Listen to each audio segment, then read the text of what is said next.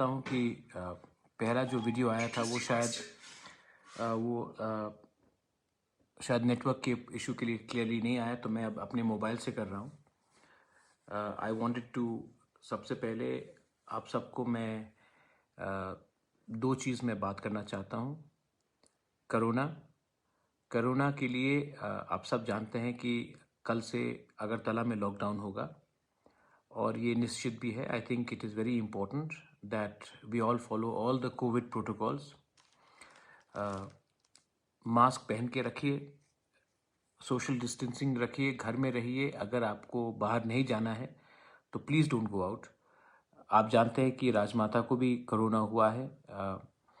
कल रिपोर्ट भी आया है कि उनको कोरोना निमोनिया हुआ है। वो स्टेबल है, घर में है। हम सब देखभाल कर रहे हैं राजमाता का। और आप लोग ने बहुत शुभकामना दिया है, आपने बहुत लोगों ने विशेस भेजा है, गेट वेल सून, बहुत लोगों ने प्रेयर्स भेजा है। I want to thank all of you all. Rajmata is 76 years old. अगले महीने वो 77 हो जाएगी। तो इस समय हम चांसेस नहीं ले सकते हैं, इसके लिए उनका हेल्थ को हम अच्छे तरीके से मॉनिटर कर रहे हैं। डॉक्टर ने भी प्रिस्क्रिप्शन दिया है। उनको कोविड निमोनिया हुआ है, लेकिन वो अभी ऑक्सीजन सपोर्ट में नहीं है, वो घर में है। उनका देखभाल सब कर रहे हैं, हम लोग देखभाल कर रहे हैं ठीक से। दूसरा बात है कि कल से क्योंकि लॉकडाउन होगा, मैं सबको भी यही बोलना चाहता हूँ, सीनियर सिटीजन्स हो, यंग पीपल हो, यूथ हो, स्टूडेंट्स हो, अभी आपको डिसिप्लिन मेंटेन करके रखना है।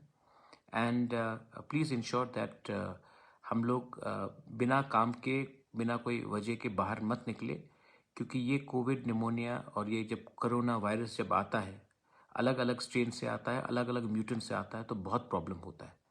और अगर एक बार हमारे हॉस्पिटल्स में जगह नहीं रहेगा, ऑक्सीजन का कमी हो जाएगा, तो बहुत ख़राब हो सकता है ये। इसी के लिए मैं नहीं चाहता हूँ कि हमारे स्टेट त्रिपुरा में कोई भी लॉस ऑफ लाइफ हो। इसके लिए आप अपना डिसिप्लिन प्लीज़ मेंटेन कीजिए और मास्क हमेशा पहन कर रखिए। अगर मीटिंग नहीं करना है तो मीटिंग को भी थोड़ा सा अवॉइड कीजिए। नेसेसरी नहीं है कि मीटिंग हमेशा चलते रहे। हम अपने तरफ से, मैं अपने तरफ से, मैं जानता हूँ कि मेरे खिलाफ बहुत लोग बोल रहे हैं, लेकिन मैं यहाँ में भी मैसेज में देख रहा हूँ। लेकिन जो लोग मुझे अटैक कर रहे हैं, मुझे पर्सनली अटैक कर रहे हैं, तभी भी मैं उनको इतना इम्पोर्टेंस नहीं देता हूँ। आज भी मेरा बात हुआ है चंडीगढ़ में, हमारे बहुत दार्लोंग एंड रियांग स्टूडेंट्स हैं जिनको वापस आना है, उनको प्रॉब्लम हो रहा है। तो मैंने उनसे बात किया है और उनका एयर टिकट लेकर मैं अपने तरफ से, अपने खुद के पॉकेट से रुपया देकर इनको वापस त्रिपुरा ला रहा हूँ। वो भी थोड़ा कंट्रीब्यूट करेंगे, मैं भी थोड़ा कंट्रीब्यूट करूँगा, लेकिन उनको जल्द से जल्द वापस त्रिपुरा ला रहा हूँ।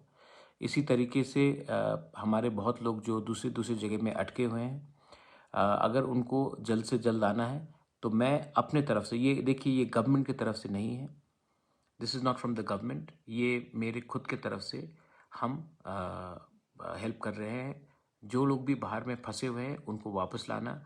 और मैं अपने तिपरा मोथा के मेंबर्स को बोलना चाहता हूँ कि जो जिनका भी घर में प्रॉब्लम है, खाने का प्रॉब्लम है, थोड़ा सा फाइनेंशियल सिचुएशन ख़राब है, आप जाकर उनको हेल्प कीजिए।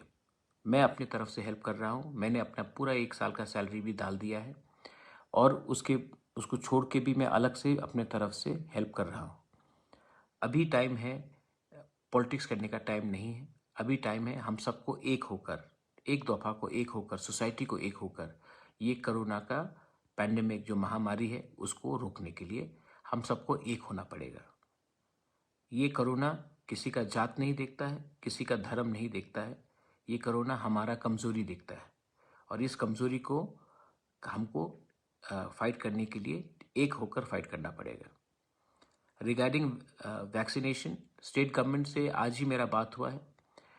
स्टेट गवर्नमेंट बोल रही है कि वो रैंप अप कर रही है, लेकिन हम जब तक वैक्सीन्स अगरतला नहीं पहुंचेगी, जब तक वैक्सीन्स हमारे पास नहीं आएगी, तब तक हमको अपना बारे फिर भी सोचना है। इसके लिए मैं ये कह रहा हूँ कि इसमें मैं पॉलिटिक्स नहीं करना चाहता हूँ। मैं चाहता हूं कि जब तक हमको वैक्सीन नहीं मिले, हमको सतर्क होकर अपने सोशल डिस्टेंसिंग रखकर घर के अंदर ही रहना चाहिए और मास्क हमेशा पहनना चाहिए। 2 या 3 चीज़ और था। मैं पहले बात करना चाहता हूं कि कुछ खबर मिले, क्योंकि मैं अपने माँ के संग इनका देखभाल कर रहा हूं, तो मुझे खबर मिला है कि गंडाछड़ा में कुछ वायलेंस हुआ, पुलिस स्टेशन में कुछ हाथापाई हुआ। मैंने अपने यूनिट से बात किया है, गंडाछड़ा से। मैंने राजेश त्रिपुरा से भी बात किया है। मैंने वहाँ के जो दूसरे लीडर्स हैं उनसे भी बात किया है, और मैंने कहा है कि आज ही प्रेस कॉन्फ्रेंस करो। और कोई भी, बहुत लोग मैं जानता हूँ जो तिपरा मोथा में नहीं थे, जो लास्ट मोमेंट में दूसरे पार्टी से तिपरा मोथा आए हैं और तिपरा मोथा का नाम लेकर वो वायलेंस क्रिएट करना चाहते हैं। मेरे पर्सनल जो मेरा इमेज है उसको भी खराब करने का कोशिश कर रहा है। इसके पीछे बहुत पॉलिटिकल पार्टीज है, मैं जानता हूं, क्योंकि उनको लगता है कि अगर बुबागरा को खत्म किया तभी तिपरासा का थांचा को खत्म होगा। तो अगर बुबागरा को ही टारगेट कर लो, बुबागरा के ही नाम खत्म कर दो, तो तिपरासा का जो एकता आज जो बना है वो खत्म होगा। और ये लोग खुद नहीं करेंगे, एक दूसरा तिपरासा को ही लेकर ही बुबागरा का नाम को खराब करने का कोशिश करेगा। मैं जानता हूं ये पुराना पॉलिटिक्स रहा है त्रिपुरा में कि आप लोहे को लोहे से ही काटते हो, तो एक तिपरासा को लेकर ही बुबागरा का नाम खराब करो, तो बाद में थानचाट जो टूटेगा वो बुबागरा का नहीं टूटेगा, वो तिपरासा दफा का टूटेगा। तो ये उनका प्लानिंग है। लेकिन मैं अभी अपने लीडर्स को बोल रहा हूं कि जिसने भी ये गंडा तुइसा में वायलेंस किया, उनको तिपरा मोथा में एक पोजीशन नहीं मिलना चाहिए, पद नहीं मिलना चाहिए, इनफैक्ट उनको सस्पेंड किया जाना चाहिए। तिपरा मोथा का नाम लेकर कोई मेरे कंधे में रखकर अगर कोई वायलेंस करेगा तो मैं उसको टॉलरेट नहीं करता हूं। मुझे नाम चाहिए। मैंने अपना भी इंक्वायरी किया है और अगले 1 हफ्ते के अंदर उनको सस्पेंड किया जाएगा। मुझे नाम चाहिए, और मैं अपने रैमा वैली और गंगानगर यूनिट के तिपरा मोथा के लीडर्स को बोल रहा हूं कि मुझे नाम दीजिए। मैं अगले 4 दिन के अंदर उनके खिलाफ एक्शन लूंगा। सीपीएम के लोग, बीजेपी के लोग, आईपीएफटी के लोग आज मुझे अटैक कर रहे हैं और कह रहे हैं कि मुझे अटैक करके क्या मिल रहा है उनको। मैंने पूरे इलेक्शन में मैंने देखा कि एक न्यूज़ में आया कि आईपीएफटी ने कहा है कि जब जब जब महाराज का नाम गिरेगा तभी आईपीएफटी उठेगा। मैंने आज तक आईपीएफटी को अटैक नहीं किया। अगर आईपीएफटी को सोचना है तो आईपीएफटी क्यों हारा इलेक्शन? आईपीएफटी ने अपना इलेक्शन इसके लिए हारा क्योंकि जिस मुद्दे में वो पावर में आए, तिपरालैंड, उसी को उन्होंने छोड़ दिया पावर में रहने के लिए। आज हम पावर में, काउंसिल में हैं, तभी भी मैं ग्रेटर तिपरालैंड के बारे में बोल रहा हूं। आज पावर से आने के बाद कितने बार उनके लीडर ने तिपरालैंड के बारे में बात किया है। वो बुबागरा के लिए नहीं हारे, वो तब हारे जब वो चुप हो गए। वो तब चुप हो गए जब सीए हुआ, वो तब चुप हो गए जब एनआरसी हुआ, वो तब चुप हो गए जब हमारे खिलाफ एक पूरा प्लानिंग किया गया था हम लोग को खत्म करने के लिए, और वो चुप रहे क्योंकि उनको पावर में रहना था। वो चुप इसके लिए रहे क्योंकि उन्होंने 3 साल में सिर्फ अपने बीजेपी के ही लोगों को अटैक किया, ना कि किसी और को। तो ये उनका एक पूरा प्लानिंग है, और इसी के लिए वो लोग आज पावर से बाहर है। उनको लगता है कि उनका दुश्मन बुबागरा है। उनका दुश्मन बुबागरा नहीं है, उनका दुश्मन है वो जो पैसे के लिए अपने लोगों को पीछे रखकर अपना खुद का संसार बढ़ा रहे हैं। करप्शन है आपका प्रॉब्लम। आपका प्रॉब्लम है कि आपने जिस बात से आप पावर में आए उसी को आपने छोड़ दिया। हाँ, डेवलपमेंट बहुत बड़ा इशू है, डेवलपमेंट ही बहुत बड़ा इशू है, लेकिन हमको आदमी ने पावर में सिर्फ डेवलपमेंट के लिए नहीं लाया, हमको ग्रेटर तिपरालैंड या आपके लिए तिपरालैंड के लिए भी लाया था। जो हताई कोतौर में जब हमने 12 दिन, आप लोग ने 12 दिन 10 दिन गाड़ी में आपने रास्ता रोका, उस समय आपने डेवलपमेंट के बारे में बात किया था? आपने एजुकेशन के बारे में बात किया था? नहीं, आपने तिपरालैंड के बारे में बात किया था। आज वही बात आप नहीं कर रहे। इसी के लिए अगर आप नहीं कर रहे तो आप दूसरा ऑप्शन लेके आइए। मैंने पूरे इलेक्शन में किसी के खिलाफ कुछ नहीं कहा। मैंने पूरे इलेक्शन में पॉजिटिव कैंपेन किया। लेकिन आज सब लोग मिलकर मेरा नाम खराब करना चाहते हैं, क्योंकि उनको लगता है कि अगर बुबागरा का नाम खत्म हुआ तो हम लोग उठेंगे। नहीं, अगर मैं गिरूंगा तो फायदा किसी और का है, फायदा किसी और का है। आपको तो सामने पुतला बना के रखा गया है। सोचो, आज भी मैं आप सबको अपील करता हूं, जैसे आईएनपीटी ने अपना स्वार्थ नहीं देखा, विजय रांखोल इतना सीनियर लीडर अपना स्वार्थ नहीं देखा, उन्होंने दोफा के बारे सोचा, उन्होंने अपने पार्टी को कहा कि अब तिप्रा मोथा के संग हमको एक हो जाना चाहिए। I welcome that step, that is called थांचा। उसको देखिए, आज हमारे ब्रू लोगों को अभी भी ठीक से रहने का जगह नहीं मिला है, उसमें हमको थांचा होकर एक संग काम करना है। लेकिन नहीं, आपको पॉलिटिक्स करना है। आज एनआरसी का केस अभी भी सुप्रीम कोर्ट में है, एनआरसी का केस अभी भी सुप्रीम कोर्ट में है, मैंने केस फाइल किया है, उसमें हमको थांचा होना है। इसी के लिए मैंने आज तक पाताल कन्या के खिलाफ कुछ नहीं बोला, क्योंकि उसने भी सुप्रीम कोर्ट में एनआरसी के खिलाफ ये केस फाइल किया है। आज सीएए में मेरा केस है सुप्रीम कोर्ट में, उसमें आपको सॉलिडारिटी देना चाहिए, उसमें आपको आकर सामने हमको सपोर्ट करना चाहिए, लेकिन तभी भी आप चुप हैं।